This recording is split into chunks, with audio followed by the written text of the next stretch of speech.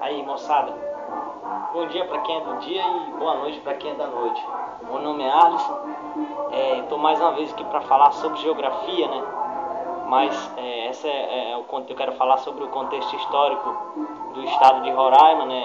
A geografia e o contexto histórico, um pouquinho da história. Geografia e história do estado de Roraima, que você procura no YouTube, tem muito pouca coisa. Então, eu queria falar um pouco sobre esse assunto hoje com vocês, postando esse vídeo aí na humildade, gravando no meu humilde celular. Se o áudio não ficar legal, a imagem ficar legal, não tem problema não, galera. Dá pra escutar aí, isso aí que é o mais importante.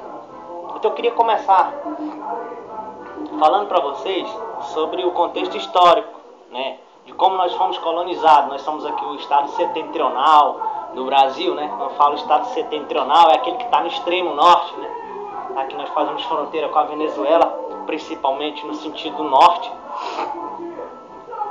Então nós somos o estado setentrional do Brasil, beleza? Então, para falar um pouco sobre a colonização do estado de Roraima, vou falar para vocês que nós fomos cobiçados, além de colonizados, nós fomos cobiçados por três povos europeus, que eram os portugueses, os ingleses e os holandeses. Esses são os principais, né? Como sempre aí tá no meio aí os portugueses, os holandeses, os espanhóis, né? Principal, português, holandês e os espanhóis, né? Esses camaradas europeus aí que saíram desbravando esse mundão aí afora. Como que aconteceu esse processo? Primeiramente, vamos falar um pouco sobre os holandeses.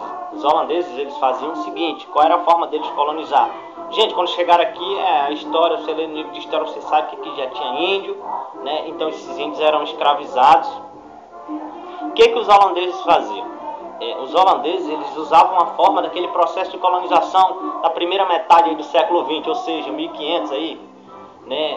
E o que era? Eles pegavam o produto pronto, né? Aquele, por exemplo, um cara traz um espelho e traz para um índio, pô, isso aí é uma novidade. E trocavam por ouro, né? E eles iam enganando os índios, digamos assim, né? Que esse era o processo, né? Lá no Nordeste, né?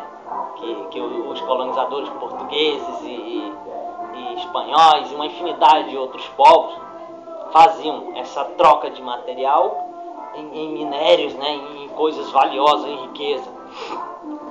E os holandeses tinham esse processo. Por isso que eles não obtiveram êxito. Na verdade, eles faziam esse processo. Já os espanhóis, eles usavam a religião, né? Os espanhóis vieram aqui para o nosso estado, então eles usavam a questão da religião. Entravam na mente dos indígenas e conquistavam os indígenas para estarem do lado deles, para lutar justamente contra os holandeses, ingleses e outros povos, né, que também tentavam se apossar dessas nossas terras aqui, da nossa querida Roraima. O que aconteceu? Primeiramente, os espanhóis foram mais espertos, a gente não pode negar isso. Por quê? Porque os espanhóis não, gente, desculpa, os portugueses, eles foram mais espertos porque eles entravam na mente dos indígenas e os indígenas ficavam a favor deles. Então, eles usavam os índios como uma barreira, né? Botavam os índios para lutar por eles, porque os índios achavam na mente deles que eles estavam protegendo os portugueses, então eles estavam fazendo certo, porque em prol da religião.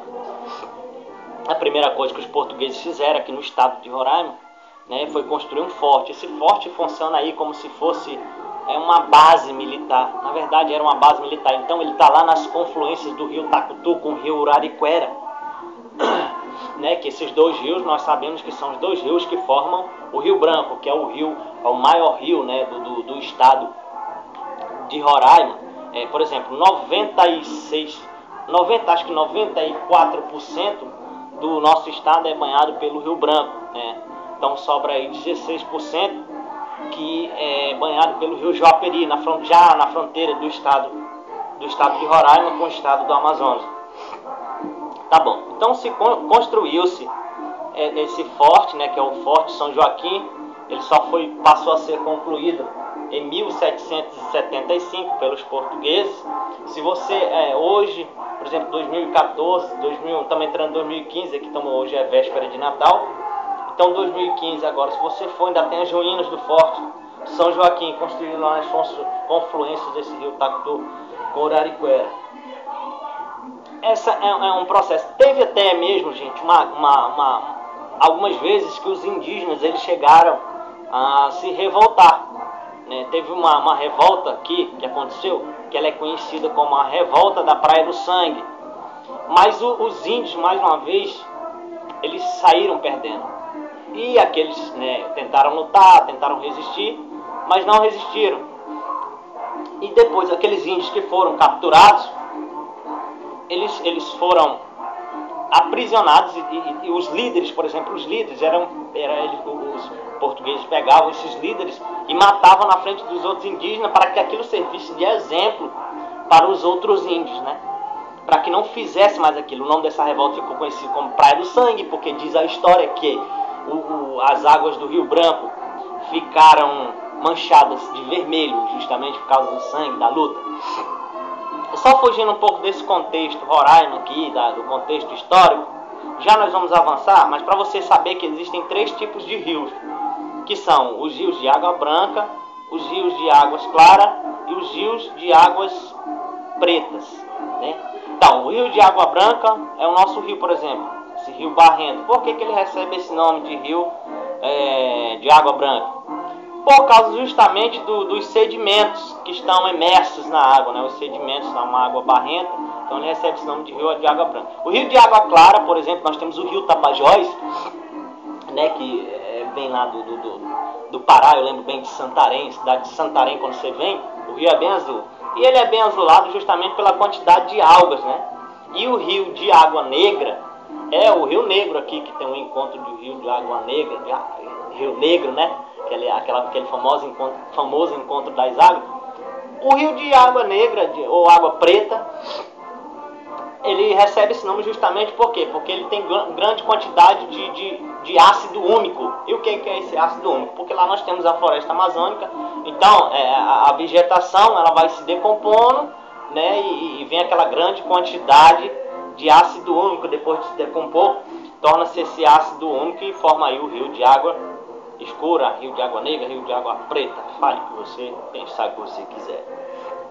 O contexto, voltando ao contexto histórico do estado de Roraima, né, às vezes a gente se pergunta por que o nome do rio, por que o nome do Rio Branco, por que ele recebeu esse nome. Vou explicar para vocês. Existe um camarada chamado Pedro Teixeira, um português, né, um colonizador português, que ele vinha do estado do Pará. Ele estava indo em direção à cidade de Quito, lá no Peru, e ele encontrou com uma certa quantidade de indígenas, né, para esses indígenas, e conversou com eles, né, e perguntou de onde eles vinham. Eles falaram que estavam vindo de um rio de águas brancas, né? Mas na verdade eles denominaram, não, gente, desculpa, eles denominaram, eles chamavam na língua deles de rio Quessoene, né? Só que eles falavam que esse rio tinha as águas brancas. Foi onde Pedro Teixeira, ele não veio para cá, ele ia para a cidade de Quito, no Peru, mas mesmo assim ele denominou, ele deu o nome do rio de Rio Branco. Tem algumas pessoas que falam que o Rio Branco recebe uma homenagem por causa do Barão de Rio Branco, né? Não vou muito falar sobre esse contexto. O contexto que eu sei, de fato, né, que eu estudei na literatura roraimense aqui, é que o Rio Branco recebeu esse nome por Pedro Teixeira, porque ele encontrou com esses índios e os índios falaram que viam descendo do rio chamado Quessoene na língua deles, e era um rio de águas claras, né? De águas brancas, claras não, águas brancas, e assim Pedro Teixeira o denominou. Onde tem esse indício que os primeiros que vieram a penetrar no Rio Branco, fora os indígenas, foi um frei, acho que, se eu não me engano, é Jerônimo Coelho, e outro rapaz que vinha com ele. Eles vinham com objetivo não muito legal, que eles vinham para cá só pegar ovos de tartaruga e aprisionar índios para servirem de escravo lá. Esses ovos de tartaruga, eu penso então que seja muito ovo. Por quê? muitos ovos. Por quê? Porque esses ovos serviam de combustível. Eles faziam um tipo de manteiga. Eu coceira na nariz. Tô gripado. Eles pegavam esses ovos serviam de um... Eles faziam um determinado tipo de manteiga que ele ia servir para o combustível, para iluminar, né, a cidade de Belém, Pará. Saindo desse contexto, a gente pode entender um pouco de como se formou a capital aqui do nosso estado, que é Boa Vista. A capital de Boa Vista, ela se formou através das fazendas, né? Tanto é que nós temos aí na história roraimense que a primeira fazenda aqui foi a Fazenda Boa Vista, né? Essa Fazenda Boa Vista, ela foi construída aí pelo... Como é o nome do camarada, gente? Que eu também não sou de ferro, né? Eu também tenho que lembrar das coisas, porque é muita informação. Às vezes você vai falando e às vezes te falta, né? Falta a memória. E eu sou muito esquecido. Então foi o... Ô, meu irmão. Aí sacaneou com vocês, né?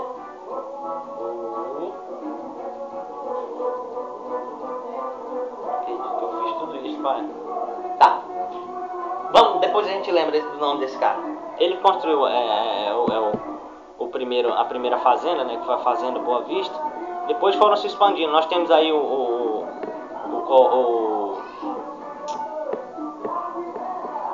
Manuel da Gama Lobo da Almada também, que ele veio do estado do Amazonas para implantar a criação de gado aqui, né? Lobo da Gama da Almada, Manuel Lobo da Gama da Almada. Na verdade, gente, aconteceu o seguinte: nós éramos uma província, depois desse assentamento dessas fazendas, nós éramos uma província do estado do Amazonas, né? E o estado do Amazonas tinha como governador na época Ximeno de Villeroy. Esse Ximeno de Villeroy, como nós éramos uma província, ou seja, nós éramos um município, esse termo província vem lá das Europa, né? Então, nós éramos uma província do estado do Amazonas. Então, como nós éramos um município, nós necessitaríamos agora de um prefeito. E na época não funcionava como hoje, mandato eletivo. O que acontecia? O governador, o presidente nomeava o governador e o governador nomeava o prefeito, né? Diferente de hoje. O poder emana do povo. Nós elegemos os nossos representantes através do voto, né? Então, o Ximeno de Villeroy teve que nomear alguém para ser o primeiro prefeito daqui do estado de Roraima. Não era estado, gente, estou usando esse termo, estado, mas ainda não era estado nessa época, era só uma província. Ele nomeou, foi o vulgo Coronel Mota, né? Que é o João Capristano da Silva Mota, que é o vulgo Coronel Mota. Nós temos aqui um hospital, né? É o Hospital Coronel Mota, um dos maiores daqui, né? Tem um HGR e o maior também é o Coronel Mota. Então esse cara foi nomeado como o primeiro prefeito do estado, do município de Boa Vista, desculpa, né? Esse Coronel Mota. E esse é um pequeno contexto histórico, eu estou resumindo, porque nós temos uma história muito longa, já falei sobre Rio Branco, sobre a questão do primeiro prefeito. Depois nós temos aí o governador, né? Quando nós temos uma diferença, né? Que temos o governador de quando nós éramos estado, e temos o governador quando nós ainda éramos território. Na verdade era o território do Rio Branco, né? E depois passou a ser chamado de Boa Vista do Rio Branco. Esse é o contexto histórico. Saindo um pouco desse contexto histórico, porque é muito longa, muita coisa para se falar, eu quero falar um pouco da geografia de Roraima. Segundo estudos do Radam Brasil e BGE, eles mostram que o relevo, a parte desse nosso setentrional amazônico aqui, o estado de Roraima, nós temos aí 4 tipos de relevo, né, que são o quê? O Planalto Sedimentar Roraima, nós temos o Planalto Amazonas Orinoco, temos o Planalto Dissecado do Norte da Amazônia, né, e temos a planície do Rio Branco e do Rio Negro, né, que é a depressão amazônica. Aqui na fronteira, na Venezuela, nós temos um divisor de 2 grandes bacias. Sabe quais são essas 2 bacias? A bacia do Orinoco e a bacia amazônica. Isso quer dizer o quê? Que essas elevações, quando você vai subir na Serra do Pacaraima, você vai para a cidade de Pacaraima, que é a fronteira com a Venezuela, você encontra grandes elevações, né? Esse planalto, né? Tá querendo dizer, o que é a palavra planalto quer dizer? Planalto quer dizer que é alto e plano, planalto, né? E o que significa a palavra relevo? Relevo nós usamos para as formas da superfície da Terra, mas porém essa palavra tem um significado que quer dizer o quê? Relevo são as formas que uma determinada superfície apresenta. Ou seja, a superfície do meu corpo esbelte todo é um relevo. Se bem que tem alguns relevos que são mais avantajados, né? Mas é isso que quer dizer a palavra relevo. Ou seja, as determinadas formas diferentes como a superfície apresenta. Nós usamos para a superfície terrestre, né? Eu já falei sobre o principal. O que nós temos agora para saber também um pouquinho sobre o clima. Isso é fácil, o clima é fácil, meu irmão. O clima você fala assim, professor, qual é o clima? O clima do estado de Roraima são 3, diga aí comigo, ó. Olha lá. Quente, super quente e infernal. Não é isso não, meu filho, tô brincando, só para dar uma temperada aí na aula. Nós temos 3 tipos de clima, quais são? Tropical úmido, clima tropical com estação seca e temos o clima tropical de cerrado. Esses são os 3 climas do estado de Roraima, né? Nós passamos a ser aqui estado, 3 climas, a gente gravou, né? Se você não conseguiu, dá uma voltadinha no vídeo, vê de novo, eu não vou repetir, é para não ficar repetindo muito. A gente repete muito na aula, né? Porque na aula não tem replay. Aqui na internet você pode ver e rever.